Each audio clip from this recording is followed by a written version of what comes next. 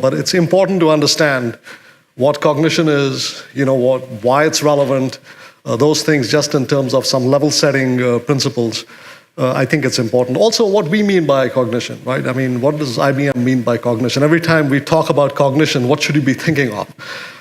Because people have a different view of cognition in the consumer space. You've all experienced it in the consumer space, but what does it mean from an IBM context? So very simply, and it has nothing to do with technology, but it's a system that has 4 attributes.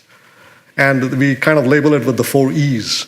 One is it's centered around expertise. So it's an expert at something. It could be a discipline, a domain. It could be like something like oncology. It could be a process like supply chain. It could be finance.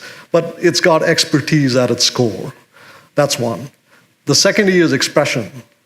So it has to be able to communicate naturally with a human. So human in the loop, right? Ours is all about essentially augmenting intelligence. So AI, when we talk about cognition, we're talking about AI, but not in the artificial sense. It's really in the augmented sense. So it's got to support natural forms of expression, whether it be, English language or Japanese or, it could be text, could be drawings, it's chat, all those types of things.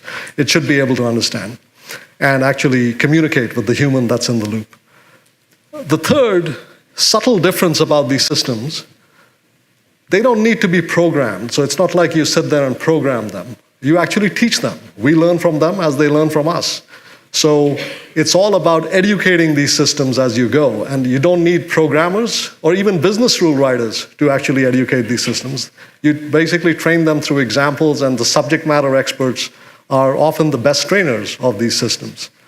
And finally, probably the most important point, they evolve, they learn. They learn from the examples that they're seeing, they learn from the feedback that they're getting from the human in the loop, and they do it at scale. That's really the critical element here. So anyway, every time you hear me talk about cognition, that's what you need to be thinking of. Those 4 attributes across the board is kind of what we're talking about when we talk about a cognitive